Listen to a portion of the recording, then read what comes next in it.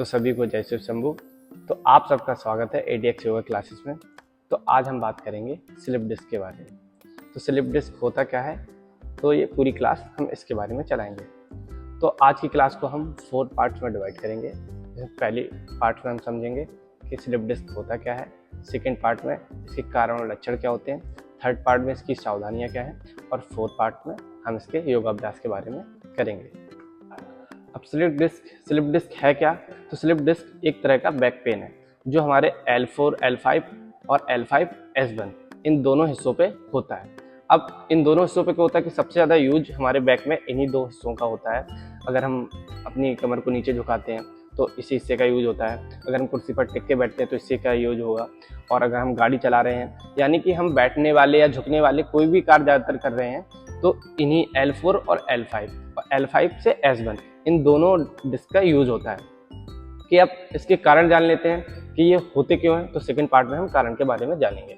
अब कारण क्या है? बढ़ती उम्र, और अगर हम ज़्यादा देर तक टिक कर बैठ रहे हैं सोफे पर या बेड पर, हम ऑफिस में ज़्यादातर कुर्सी पर टिक कर कार्य करते हैं, तो ये सब कारण हो सकते हैं इसके। अब इसका लक्षण क्या है? तो अब इसका लक्षण है कि साइटिक जो नर्व दब जाती है तो हमारे कूल्हे और घुटने में दर्द होता है, या फिर हमें एकदम तेज़ी से हमारे बैक पेन होने लगता है, तो ये इसकी लक्षण है। तो अब हम थर्ड पार्ट में जानेंगे कि इसकी सावधानियाँ क्या है। तो सावधानी ये है कि हमें जिम में गलत तरीके से इसका अभ्यास नहीं करना है, इसकी कोई भी एक्सरसाइज नहीं करनी है। अगर गलत तरीके से हम एक्सरसाइज करते हैं तो प्रॉब्लम हो सकती है, या फिर जो महिलाएं हैं वो भारी बाल्टी ना उठाएं जिससे स्लिप डिस्क हो सकता है।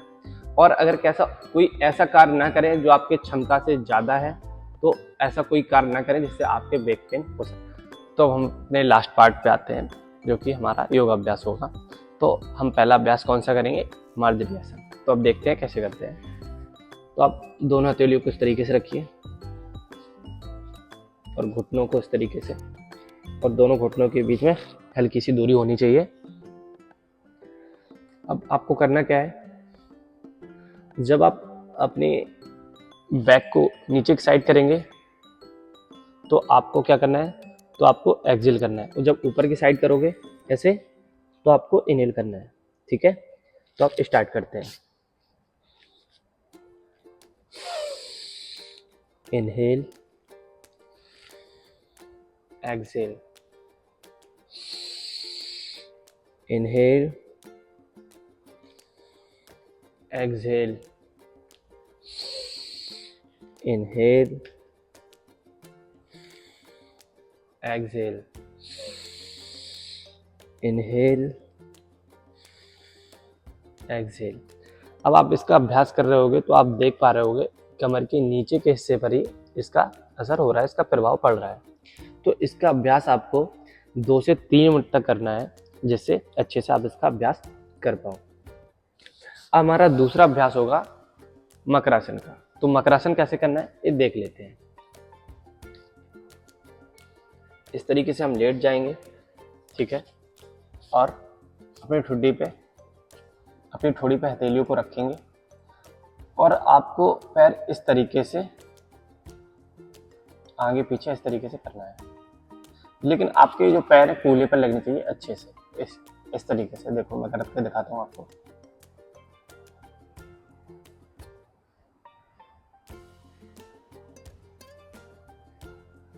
जितना आप खींच सकते हो, अगर आपके कूल्हे पर नहीं लग रहा है तो जितना आप खींच सकते हो उतना खींचो, जिससे आपके बैक में असर होगा।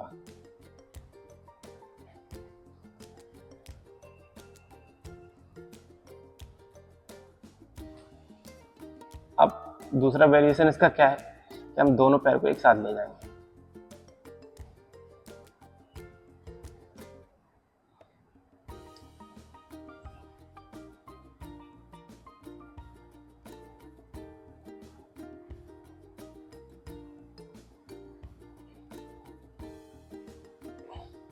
तो दूसरा अभ्यास हमारा खत्म हो गया, मकरासन।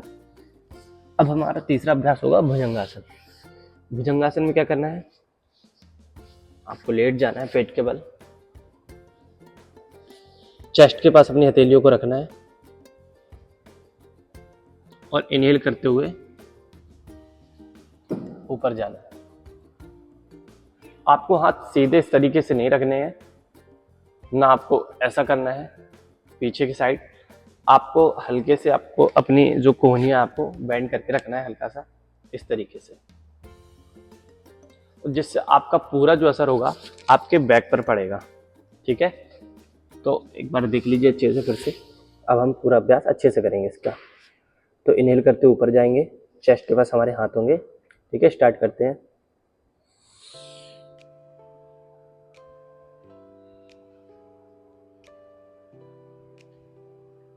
दस सेकेंड का होल्ड करेंगे। 1 2 3 4 5 6 7 8 9 10। अब नीचे आएंगे हम एक्सेल करते हुए।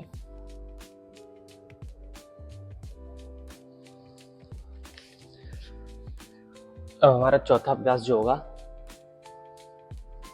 वो होगा वक्रासन। ठीक है, तो हम चौथा अभ्यास वक्रासन का करेंगे।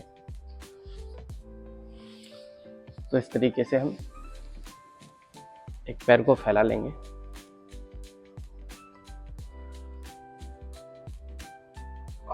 इस तरीके से हाथ लाएंगे, और जो हमारी कमर होगी ना, हम इसको पूरी तरीके से ट्विस्ट करेंगे और पीछे की साइड देखेंगे।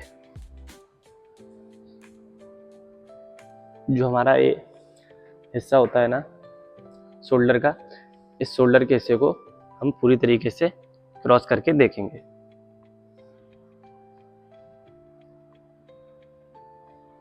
इसी पोज में हम 10 सेकंड तक होल्ड करेंगे।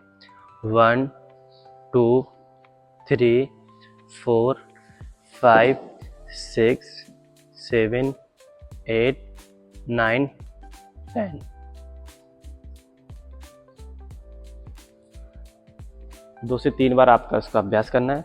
भुजंगासन का भी आपको जो भुजंगासन का भी अभ्यास 2 से 3 बार करना है, और उसके बाद वक्रासन का भी अभ्यास आपको 2 से 3 बार करना है। हमारा अगला अभ्यास होगा पवन मुक्तासन। तो पवन मुक्तासन में क्या करना है देख लीजिए। आप लेट जाएं अच्छे से, उसके बाद घुटने को इस तरीके से उठाएं, पैरों को, और इस तरीके से पकड़ लीजिए, और आगे पीछे इस तरीके से मूव करिए। तो ये मान लो कि आपका जो पीछे का हिस्सा है जहाँ पर बैक पेन हो रहा है, तो पूरी तरीके से उसकी मसाज हो जाती है।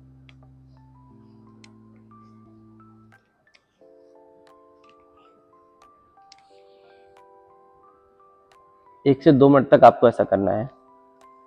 फिर उसके बाद पवन मुक्तासन में ही आपको 20 से 25 सेकंड होल्ड करना है अपने आप को, जिससे आपका जो बैक पेन जहाँ पर हो रहा है उसको थोड़ा आराम मिले। तो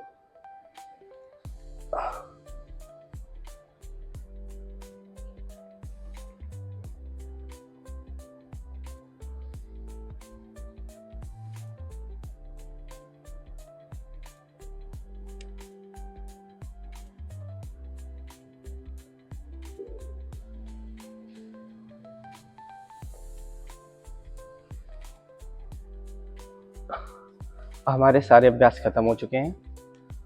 तो अगर आप रोजाना इन आसनों का अभ्यास करते हैं तो आपके बैक पेन में ज़रूरी आपको राहत मिलेगी।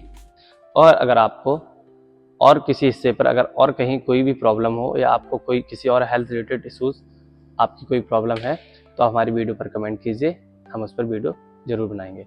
तो आज के लिए हम इस वीडियो को यहाँ पर ख़त्म करते हैं। धन्यवाद।